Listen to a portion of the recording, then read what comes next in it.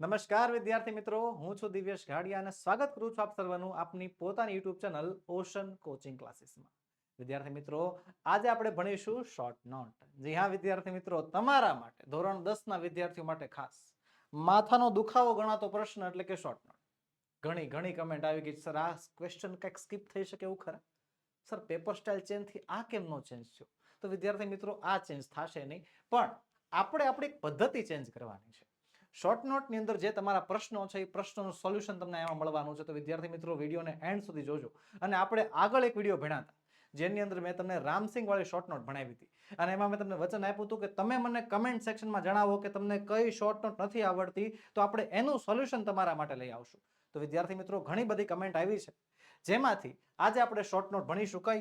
Palakkad district library. જી હા વિદ્યાર્થી મિત્રો, તમારી કમેન્ટને માન આપવામાં આવે છે. તમે ખાલી કમેન્ટ કરો એટલે એનો વિડીયો જે છે આપણે રજૂ કરશું. તો વિદ્યાર્થી મિત્રો, આજે આપણે ભણીશું કઈ short note? Palakkad district library. Unit number 1 માં આપેલી પલક્કડ પબ્લિક લાઇબ્રેરી અથવા તો પલક્કડ ડિસ્ટ્રિક્ટ લાઇબ્રેરી જે છે આજે આપણે ભણવાના છીએ. અને પહેલા તો એક કામ જે છે એ કાઢી જ નાખવાનું. શું? સર આ નથી આવડતું. બરોબર, એ તો મનમાં સવાલ જ ન થવો જોઈએ. એ છે આપણા સિલેબસની બહારનો પ્રશ્ન છે કે અંગ્રેજીમાં આ વસ્તુ આવડતી નથી. ખોટી વાત, હાવ ખોટી વાત. બરોબર, એક્ઝામ ટાઈમે આ વસ્તુ વાંચવાનું રહી ગઈ, આ નથી આવડતું, આ થાય એમ નથી, આ મને કેમ આવડશે, એવડી મોટી શોર્ટ નોટ છે. બધા સવાલો જે છે મગજમાંથી પેલા ઇરેઝ કરી નાખવાના. અને પેલું તો નામ જોઈને બીવાનું બંધ કે આ નથી આવડતું, આ શબ્દ આવો જ ન જોઈએ. નામ નહીં જોવાનું, નામની નીચે સવાલો આપ્યા હોય જોવાના. જી હા, આપણે પલક્કડ ડિસ્ટ્રિક્ટ લાઇબ્રેરી આ શબ્દ, આ નામ નથી જોવાનું, આ નામની નીચે તમને સવાલો આપ્યા છે, મુદ્દાઓ આપ્યા છે, એને ધ્યાનથી જુઓ. એક એક સવાલ સોલ્વ કરો, એક એક મુદ્દા સોલ્વ કરો. જો તો આપણે સવાલ આપ્યો છે કે when it was established, એટલે કે ક્યારે સ્થાપના થઈ હતી. બોલ. પછી જે છે centre of knowledge, information, wisdom, એ બધું છે. બરોબર, એવી રીતે જે એક આપણને સવાલો આપ્યા છે, જે મુદ્દા આપ્યા છે, એને સોલ્વ કરતા જાઓ.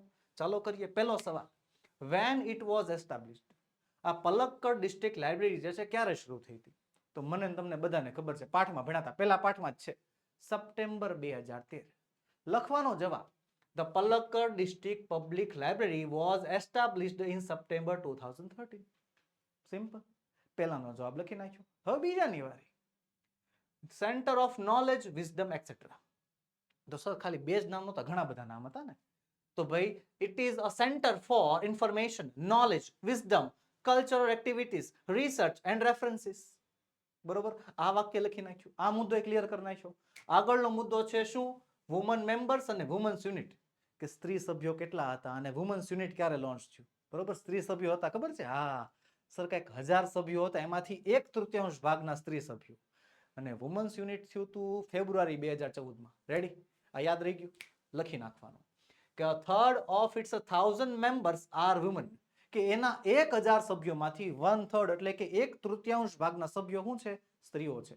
અને so the library launched a women's unit in February 2014. ફેબ્રુઆરી 2014 માં શરૂઆત કરી નાખી. આગળનો પોઈન્ટ, વુમન્સ એમ્પાવરમેન્ટ એટલે કે મહિલા સશક્તિકરણ. તો આ લાઇબ્રેરી જે છે મહિલા સશક્તિકરણ માટે કાર્ય કરે છે. The unit got together to discuss method of empowering women. કે આજે યુનિટ એકત્ર થયું છે, વુમન્સ યુનિટની શરૂઆત થઈ છે. વુમન્સ યુનિટ શું કરે છે? તો કે મહિલાઓને જે છે સશક્ત કરવાનું કામ કરે છે. પછીનો મુદ્દો છે, જો સર એટલો બધો મોટો મુદ્દો.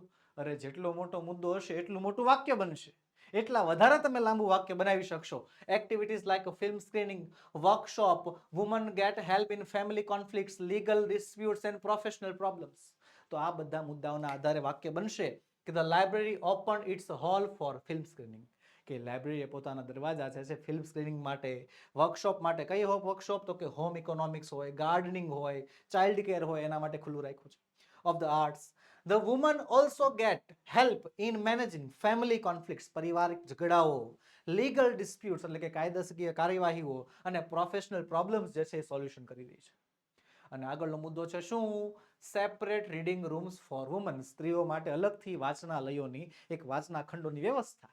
લખીશું, the unit formulate plans for opening separate reading rooms for women. તો વિદ્યાર્થી મિત્રો, આવી રીતે એક એક મુદ્દાના આધારે આપણે વાક્ય બનાવ્યા કે નહીં? હું તમને એમ નથી કહેતો કે તમને 7 મુદ્દા આવડવા જોઈએ. જો આપણે કેટલા ટોટલ 7 મુદ્દા હતા એ આપણે સોલ્વ કર્યા. બરોબર. હવે શું કહે છે? Women's empowerment throughout classes, clubs, workshop and reading rooms. તો કહે છે it encourage women's empowerment throughout classes, club, workshop and reading rooms. મુદ્દો જે છે એના આધારે જ વાક્ય લખ્યું છે. બરોબર. જેટલા મુદ્દા હતા જો 7 એ 7 જવાબ લખ્યા છે. બરોબર. પહેલા તો અત્યારે મને પ્રોમિસ આપો ફટાફટ, અત્યારે ચાલુ વિડીયોમાં જે છે કમેન્ટમાં આઈ પ્રોમિસ લખી આપો. કયું પ્રોમિસ? કે હવેથી એકેય શોર્ટ નોટ કોરી નથી મૂકવાની, એકેય નહીં. બરોબર. એકેય શોર્ટ નોટ કોરી મુકાશે નહીં. તમને શોર્ટ નોટ નીચે જેટલા મુદ્દા આપ્યા હોય, જેટલા સવાલો આપ્યા હોય, એમાંથી અડધા તો આવડશે કે નહીં? આપણે જે છે આ પલક્કડ ડિસ્ટ્રિક્ટ લાઇબ્રેરી જે છે એની અંદર 7 મુદ્દા હતા. હાલ તો 7 માંથી હું એમ કહું છું તમને 4 તો આવડે કે નહીં? 3 તો આવડે કે નહીં? તો એટલા તો લખો. સાવ કોરી મૂકવાને બદલે આવું તો કરો. અને બીજું એક વસ્તુ ખાસ, જે પ્રમાણની શોર્ટ નોટ હોય એનો પેરેગ્રાફ જો આપણને પેપરમાં આપ્યો હોય, પેરેગ્રાફ કોઈ દિવસ બેઠો નહીં લખવાનો. બરોબર. કોપી કેસમાં ગણાય છે. સીધું જે છે નથી ચોકડો પડી જાય. એટલે કારણ વગરની એ બધી માથાકૂટ કરવા કરતા તમને જે સવાલો આપ્યા છે એ સવાલોના જવાબ લખો. બરોબર છે. એ સવાલોના જવાબ લખ્યા પછી એ જવાબને શું કરવાના? આમ વ્યવસ્થિત લખી નાખવાના. જો એકવાર શોર્ટ નોટ તૈયાર થઈ ગઈ. 3 માંથી 3 માર્ક્સ તમને બેઠા મળે. કેટલા? 3 માંથી 3 પૂરા માર્ક્સ જે છે આમાં આપણને આમ મળી શકે છે. ઓકે. તો વિદ્યાર્થી મિત્રો આ પદ્ધતિ જે છે ફોલો કરવાની છે. આ પદ્ધતિના આધારે જ જે છે આપણે કોઈ પણ શોર્ટ નોટ જે છે લખી શકીશું. તો બસ વિદ્યાર્થી મિત્રો આજના વિડીયોમાં એટલું જ. મળીશું આવતા વિડીયોમાં, જેમાં આપણે એક નવી શોર્ટ નોટ લઈને હાજર થશું. કઈ શોર્ટ નોટ એ હું નહીં નક્કી કરું, એ તમારે મને કહેવાની છે. ક્યાં? કમેન્ટ બોક્સમાં. જી હા, તમારે મને કમેન્ટ કરવાની કે સર આ શોર્ટ નોટ નથી આવડતી, તો આપણે એનો વિડીયો જે છે તમારા માટે લઈને હાજર થશું. વિદ્યાર્થી મિત્રો, વિડીયો ગમ્યો હોય તો લાઈક કરો, તમારા મિત્રોમાં શેર કરો અને ચેનલમાં નવા હો તો સબસ્ક્રાઇબ કરો.